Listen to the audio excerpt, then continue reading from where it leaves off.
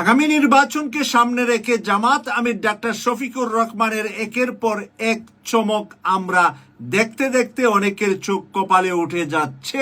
আগামী নির্বাচনে ক্যাম্পিংয়ে নামছে দেশের সেরা শীর্ষ Islamic scholar doctor Mizanur Rahman Azhari কোন আসন থেকে নির্বাচন করবেন?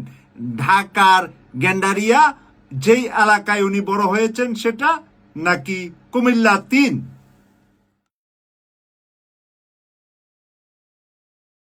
শুধু কি ডক্টর মিজানুর রহমান আজহারির চমকের কথা আপনাদেরকে বলতে এসেছি, তার সাথে আরো দুইটা চমকের কথা বলে দিচ্ছি। কথাগুলা মনে রাখবেন, ফেব্রুয়ারির নির্বাচনে তাদেরকে মাঠে দেখতে পাবেন।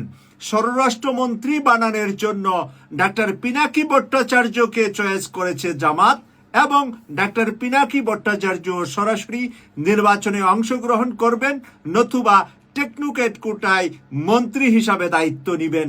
বাংলাদেশকে ভারতের আধিপত্যবাদ থেকে ঠেকানোর জন্য বাংলাদেশের পুলিশ, বাংলাদেশের ভিতরে আভ্যন্তরীণ আইন শৃঙ্খলাকে উন্নতি করার জন্য ডাক্তার পিনাকি ভট্টাচার্যের বিকল্প এই মুহূর্তে বাংলাদেশে আর কোনো সুপুরুষ আছে আমিও মনে করি না। পাশাপাশি আরো একটি তরুণদের মধ্য থেকে আরেকটি তরুণ আইডল, আমাদের সকলের প্রিয় ইউটিউবার সাংবাদিক ইলিয়াস হোসেন থাকছেন তথ্য মন্ত্রণালয়ের মন্ত্রী। জামাতের ক্যাবিনেটের এই ৩ মন্ত্রী, এক হলো মিজানুর রহমান আজহারি ধর্ম মন্ত্রণালয়ে দায়িত্ব পাবেন। বাংলাদেশের মুসলিম অধ্যুষিত দেশ হিসাবে ধর্মমন্ত্রী যদি আন্তর্জাতিক অঙ্গনের একজন পরিচিত বিখ্যাত ব্যক্তি হয়, তাহলে আরব মুসলিম বিশ্ব থেকে অনেক সাহায্য সহযোগিতা এনে বাংলাদেশের অসহায় দরিদ্র মানুষকে পুনর্বাসনের জন্য একটা বিরাট সুযোগ মিজানুর রহমান আজহারির মাধ্যমে বাংলাদেশ পাবে। তাহলে আপনারা প্রশ্ন রাখতে পারেন, মিজানুর রহমান আজহারি যে আগামী সংসদ নির্বাচন করবেন জামাতের দাঁড়িপাল্লায়, এর কোথায় থেকে তথ্য হদিস পেলাম আমি? তথ্য হদিস আপনাদের সামনে পরিষ্কার। গতকাল ডাক্তার শফিকুর রহমানের সাথে সকাল সকাল বাংলাদেশ জামাত ইসলামীর ডাক্তার শফিকুর রহমানের অফিসে গিয়ে হাজির হয়েছেন ডক্টর মিজানুর রহমান আজহারি। একান্ত বৈঠক, অন্য কোনো মানুষ ছিলেন না। 1-to-1 বৈঠক, 1-to-1 বৈঠক গোপনেও করা যা।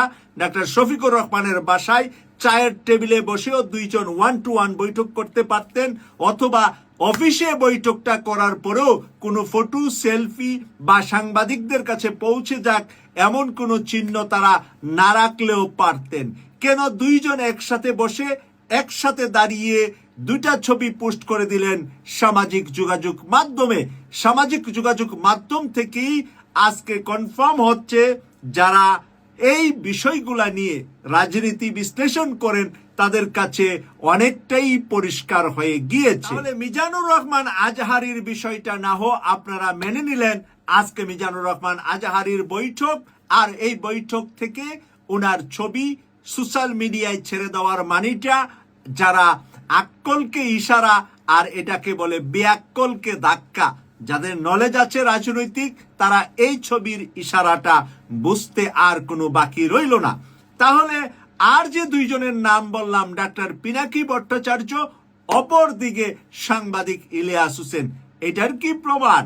আপনারা দেখেছেন ডক্টর শফিকুর রহমানের আমেরিকা সফরে 1-to-1 বৈঠক করেছেন সাংবাদিক ইলিয়াসের সাথে। সাংবাদিক ইলিয়াসের মতন একজন সাংবাদিকের সাথে 1-to-1 বৈঠক ডক্টর শফিকুর রহমানের মতো মানুষ করা মানে হলো তাকে 1-to-1 বৈঠকের ভিতরে জানান দেওয়া হলো আগামী নির্বাচনে সরাসরি অংশগ্রহণ করবে, নতুবা জামাতের ক্যাবিনেটের তথ্যমন্ত্রীর দায়িত্ব নিবে। কেন তথ্যমন্ত্রীর দায়িত্ব নিতে হবে ইলিয়াসকে? জামাতের মাধ্যমে কি কোনো তথ্য মন্ত্রণালয়ের মতো মন্ত্রী হওয়ার যোগ্য লোক নাই? অবশ্যই আছে। এডুকেটেড, বিশ্ববিদ্যালয়ে পড়া, এই রকম বহু লোক জামাত শিবির ইতিমধ্যে তৈরি করে রেখেছে। কিন্তু বি প্র্যাকটিক্যাল। তথ্য সন্ত্রাসের বিরুদ্ধে যেই তথ্যগুলা উঠিয়ে বিভিন্ন 15 মিনিটের ভিডিওগুলা সাংবাদিক ইলিয়াস হোসেন বানিয়ে মার্কেটে ছেড়েছে, এগুলার ভিতরে আমরা 100% সততা পেয়েছি। আর তার যোগ্যতা, তার যে টিম, তার যে কাজ করার অভিজ্ঞতা, সেই অভিজ্ঞতাটা মানে বলতে গেলে জামাতকে ভালোবাসে, জামাতকে পছন্দ করে এইরকম সাংবাদিকদের মধ্য থেকে বাছাই করলে ইলিয়াসের নামটা নাম্বার 1-এ আছে। তার ভিডিওর কোয়ালিটি, ভিডিওর সততা যেরকম নাম্বার 1-এ আছে, অপরদিকে সে মানুষ হিসাবে জামাতের সাথে ম্যাচ করে, জামাতের সাথে চলে, জামাতের জন্যই সে নাকি আমেরিকায় যেতে হয়েছিল, কারণ 1 মাসের বেতন তিনি জামাতকে দান করেছিলেন। 21 টেলিভিশনে যখন বাংলাদেশের গোয়েন্দারা হামলা করেছে, তখন ওই টোকেনটাই পেয়েছিল ইলিয়াস হোসেন। 23,000 টাকা দিয়েছিলেন জামাতকে, আর সেই টোকেন ধরেই ইলিয়াসকে ধরতে গিয়েছিলেন বাংলাদেশের গোয়েন্দা বাহিনী। শেখ হাসিনা লেলিয়ে দিয়েছিলেন ইলিয়াস জামাতের হয়ে কাজ করছে, সে কারণেই ইলিয়াস আমেরিকা পালিয়ে গিয়েছে। তাহলে মূলটা আপনি দেখবেন, ছোট্ট এই সরিষা থেকেই বিশাল বড় সরিষা গাছটি হয়, আর তার মধ্যে হাজারো ফল ধরে। এই ইলিয়াসের সেই ছোট্ট জিনিস থেকেই আপনারা বুঝে নিবেন তার সাথে জামাতের লিঙ্ক আপটা কতটুকু।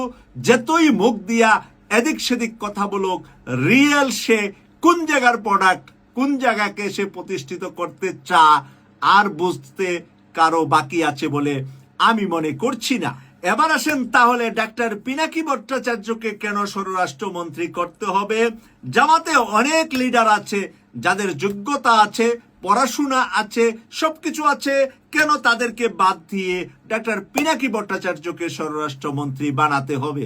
ডাক্তার পিনাকি ভট্টাচার্য গত কয়েক বছর অনলাইন সোশ্যাল মিডিয়ায় স্বৈরাচার শেখ হাসিনার বিদায়, ভারত বিরোধিতায় যে ভূমিকা, সবকিছু মিলে ডাক্তার পিনাকি ভট্টাচার্য বাংলাদেশের একটা বিশাল জনগোষ্ঠীর পরিচিত মুখ, সম্মানিত ব্যক্তি, ভালোবাসার মানুষ। এই সব কিছু মিলিয়ে আন্তর্জাতিক অঙ্গনে ডাক্তার পিনাকি ভট্টাচার্যের রয়েছে একটি হাত। আমরা কয়েকদিন আগে ডাক্তার পিনাকি ভট্টাচার্যকে চায়নাতে যেতে দেখেছি। চায়নায় কিছুদিন তিনি ছিলেনও, তারপর ফেরত এসেছেন। কেন তিনি চায়না গেলেন? বাংলাদেশের ভবিষ্যৎ, ভারতের বিরুদ্ধে শক্তিশালী কোনো একটি দেশ যদি আমাদেরকে সাহায্য করে, সেই দেশটির নাম চায়না। আর সেই চায়নার সাথে পিনাকি ভট্টাচার্যের পূর্বের রাজনৈতিক সূত্র থেকে সুসম্পর্ক রয়েছে। বর্তমান বাংলাদেশের প্রেক্ষাপটে, পরিস্থিতিতে, পরিবেশে চায়নার সবচাইতে পছন্দের তালিকায় শীর্ষে আছে বাংলাদেশ জামাত ইসলামী। তাই চায়না যেহেতু জামাতকে ভালোবাসে, আর পিনাকি যেহেতু আগের তার রাজনৈতিক কেরিয়ার বামপন্থী যে রাজনীতি করতেন, সেই রাজনীতি আছে চায়নায়, তার আগের লিঙ্ক আপে সেখানে গিয়ে জামাতকে কিভাবে রাষ্ট্রীয় ক্ষমতায় আনা যায়, আন্তর্জাতিক লবিং করার জন্য বিভিন্ন সময় বিভিন্ন দেশের বিভিন্ন গুরুত্বপূর্ণ ব্যক্তির সাথে বৈঠকে বসেন ডাক্তার পিনাকি ভট্টাচার্য, যেটা আমাদের এই খোলা চোখ দিয়ে দেখি না, কিন্তু অন্য দুটি চোখ থেকে আমরা মাঝে মাঝে টের পায়ে থাকি। এবার কথা হলো তাহলে মিজানুর রহমান আজহারি কোন আসন থেকে নির্বাচন করবেন? আমরা সবাই জানি, সবাই ঢাকায় মিজানুর রহমান আজহারির জন্ম হয়েছে। ঢাকার যেই এলাকায় তার জন্ম হয়েছে, এই এলাকায় তাকে প্রার্থী করা হতে পারে। আরেকটা আছে, তার বাবার এবং দাদার বাড়ি হলো কুমিল্লা 3 আসন, যেটা মুরাদনগর। সেখানে বিএনপি থেকে প্রার্থী আছে মুজাফফর হোসেন কায়কুবাদ। যেই কায়কুবাদ এরশাদের সময় ধর্মমন্ত্রী ছিল, বিএনপির সময় সংসদ সদস্য ছিল। তার দুটি রাজনৈতিক দল থেকে কয়েকবার সে সংসদ সদস্য হয়েছেন মুরাদনগর থেকে। এই মুরাদনগরে যদি মিজানুর রহমান আজহারি যান, কায়কুবাদ সাহেব হয়তোবা সেই আসন থেকে নির্বাচন নাও করতে পারেন। তিনি হয়তো আসন পাল্টিয়ে অন্য আসনও যেতে পারেন, অথবা মিজানুর রহমান আজহারির সাথে কায়কুবাদের কন্টেস্ট, দানের শীষ বনাম দাঁড়িপাল্লা হতে পারে। বাংলাদেশের 300টি আসনের যে কোনো জায়গায় যদি মিজানুর রহমান আজহারীকে প্রার্থী করা হয়, কোনো হিন্দু অধ্যুষিত 90% হিন্দু অধ্যুষিত এলাকায়ও মিজানুর রহমান আজহারীকে প্রার্থী করলে দাঁড়িপাল্লা সেখানে বিজয় হবে, এই নিশ্চয়তাও আমি একটা উদাহরণ টেনে দিচ্ছি। 96 সালে আল্লামা সাঈদী বাংলাদেশ জামাত ইসলামীর কোনো বড় লিডার ছিলেন না, কিন্তু বাংলাদেশ জামাত ইসলামীর তৎকালীন আমির অধ্যাপক গোলাম আজম সাহেব আল্লামা সাঈদীকে ডেকে এনে ওনাকে বলেছিলেন, আপনি পিরোজপুরের আপনার জন্মভূমি, আপনার আসন থেকে এবারের নির্বাচনে অংশগ্রহণ করবেন। জামাত 96 সালে সারা বাংলাদেশে খারাপ করেছিল, মাত্র 3টি আসনে বিজয় হয়েছিলেন। আল্লামা সাঈদীর এলাকা ছিল 50% হিন্দু অধ্যুষিত এলাকা। সেই এলাকায় উনি সুধাংশু শেখর হালদারের মতো একটি বটগাছ, হিন্দু ধর্মের একটি বটগাছকে হারিয়ে উনি বিজয় হয়েছিলেন।